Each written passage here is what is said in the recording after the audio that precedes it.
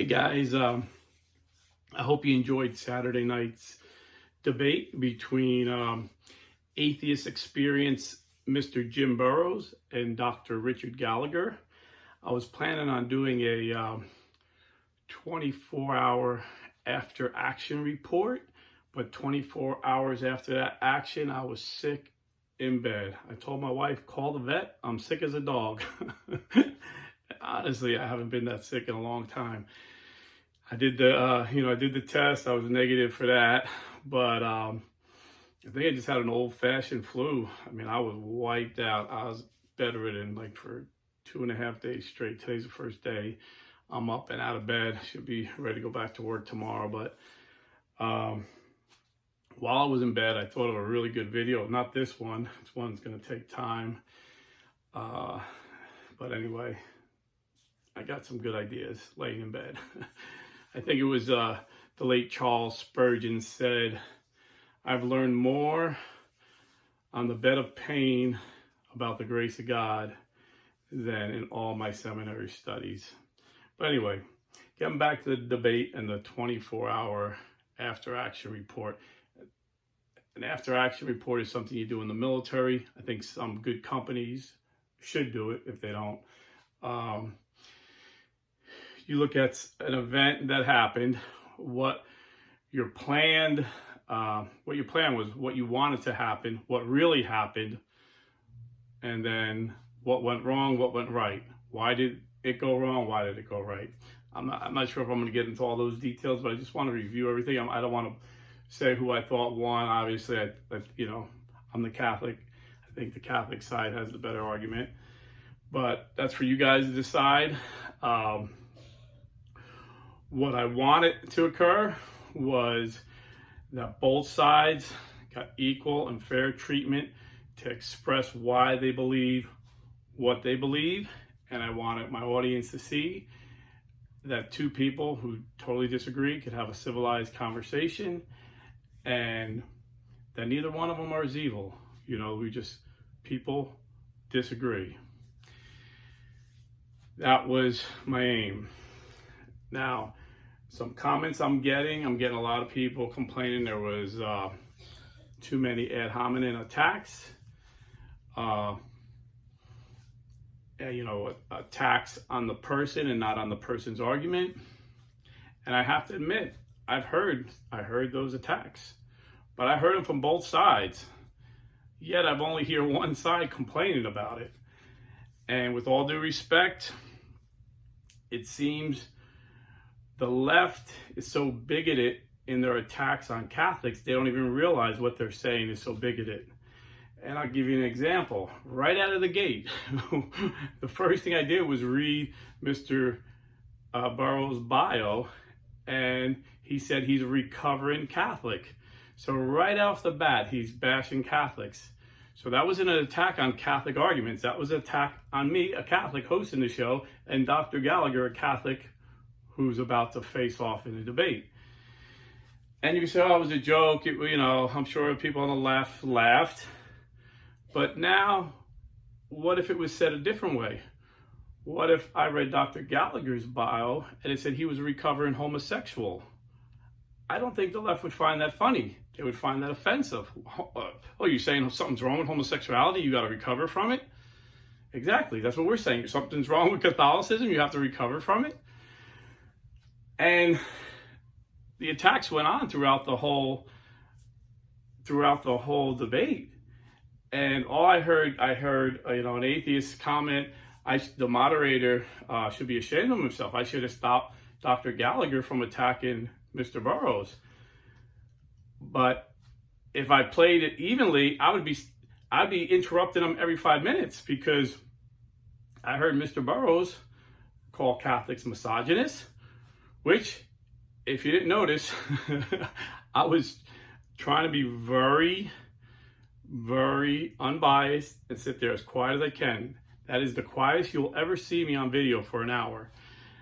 But when he called Catholics misogynists, I knew it got Dr. Gallagher upset. He took it as a slur against us. And my thought was, what ignorance? Bigotry is always out of ignorance. And the ignorance of these bigots, and I'm not calling Mr. Burrows a bigot. I think he came on and he tried to be respectable, but he is so indoctrinated in this atheist thought that Catholicism is so evil, he don't even realize what he's saying is bigoted. But bigotness comes from ignorance, and the ignorance, Christianity, our founder, the founder of the Catholic Church, Jesus Christ, for the first time in history, brought women equal to men. The Bible says in the New Testament, St. Paul writes, there's neither Jew nor Greek, nor women are men. We are all equal in Christ. Galatians 3:28. Christianity brought women equivalent to men. If you study ancient history, there were more women Christians than men in the first century because they were attracted. They knew it was a place where they were treated as equals. And even if you look at the world today, in non-Christian countries, and you can say, oh, America's not Christian. Well, we were founded on Judeo-Christian values, and all of Europe was founded on Judeo-Christian values. And the Catholic Church built Western civilization. But if you look outside of Christian civilizations, even today, in Muslim lands, in Hindu lands, women are not treated as equals to men. So to call Catholic Christians misogynists is not only bigoted, but it's ignorant, with all due respect. Now, I know Dr. Gallagher was losing patience too, and I recall him saying, yes, Mr. Burrows is right. He's not a biblical scholar. And Mr. Burrows don't know what he's talking about. Well, you have to understand, these guys were given 5 minutes each. And Mr. Burrows was throwing out a lot of unsubstantiated stuff. Like, he was just throwing out these things I've never heard. Like, the Paul's epistles were forged. I am no scholar, but I read a lot of scholars on the New Testament, agnostic, atheists, Christians, and no serious scholar believes Paul's letters were forged. There's not one. Even a self-proclaimed agnostic atheist, Dr. Bart Ehrman, who right now is probably the leading textual critic, New Testament scholar of our day.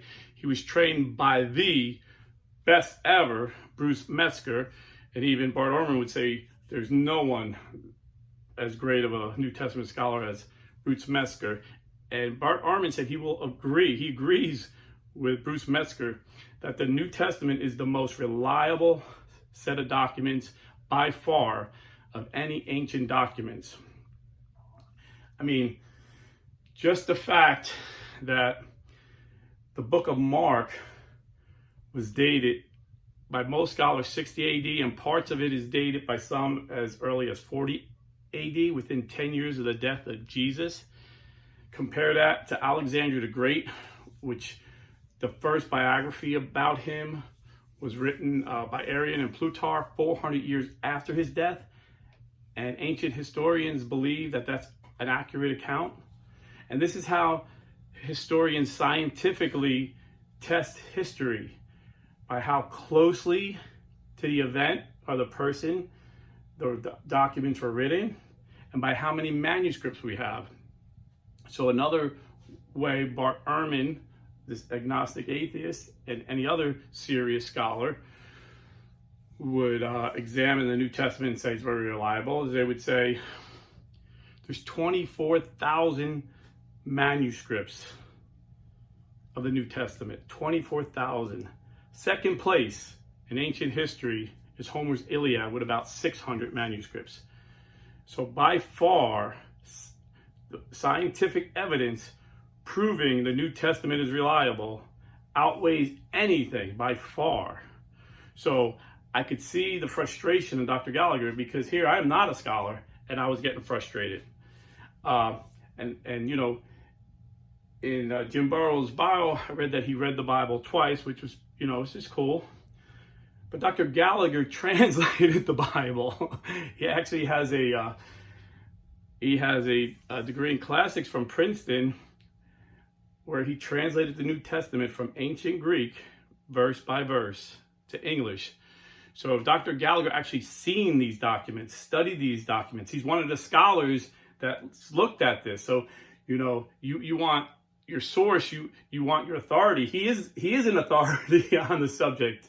This is all the stuff that was running through my head, but I just kept quiet. I just kept quiet. I did not want to be biased. I just thought, okay, all I'm going to do is keep them to their time. We agreed to the rules.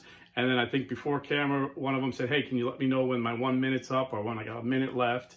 So that's what I kept saying, 1 minute, and sometimes I would forget, So I actually started getting sick. I don't know if you noticed, I was coughing a little bit. I started getting sick Saturday night. And by Sunday morning, I was wiped out. But I'm not going to go into all the arguments. Obviously, I think Dr. Gallagher beat him on the science, but Dr. Gallagher is a scientist. And I was going to have Dr. Gallagher on for like a live questions and answers. We agreed on doing this prior. I told him kind of remember, I think it was called Love Lines, where a blue-collar guy, Adam Carolla, and a medical doctor, Dr. Drew, would take questions. I said, let's do something like that, but call it the Catholic Love Lines, And so I think that'll be fun. And then maybe I'll have him there. If you want to ask him some questions about the debate, maybe he can explain further. Because, and again, in all fairness to both of these guys, sometimes 5 minutes isn't enough. I was trying to come up with a good number. I thought 10 minutes might be too long, 2 minutes will be too short. Another critique I got was there should have been cross-examination. Maybe we could do that next time. And then as I was reading their bios, I realized I'm reading Dr. Gallagher's bio. He's an Ivy League trained physician. His credentials were insane, Princeton, Yale, professor at a medical college. And then I read Mr. Burrows, and he's a software engineer, which is cool. And, I know there's very smart people that don't have college degrees. Bill Gates, Jeff Bezos, A.W. Tozier, and my friend Steve Ray, just to name a few. But I don't want people to think I set it up where I got this Ivy League trained scholar versus just a regular white collar guy. Actually, when I set it up, it was supposed to be a team, supposed to be me and Dr. Gallagher.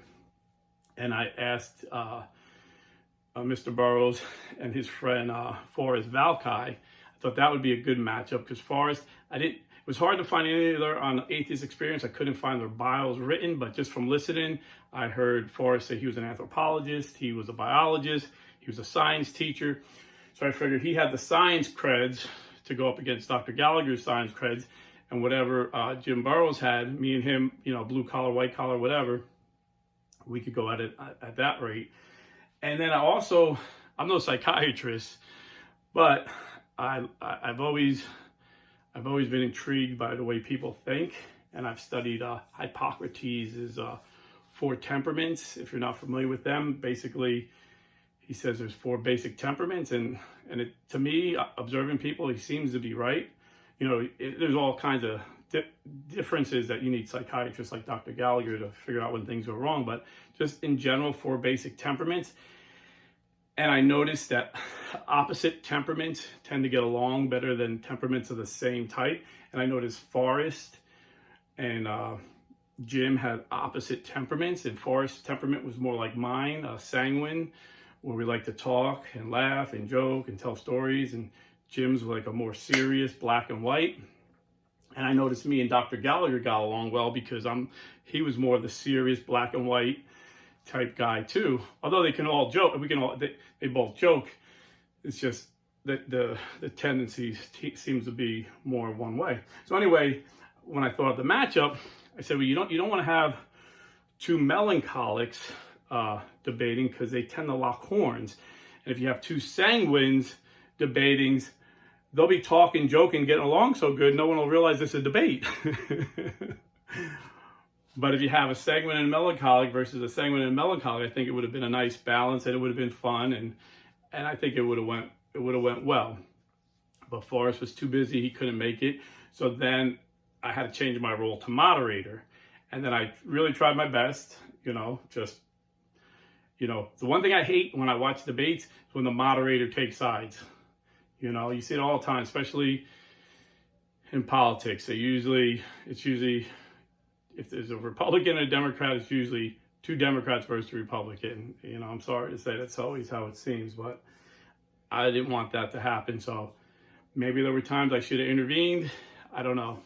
You tell me in the comments what you think.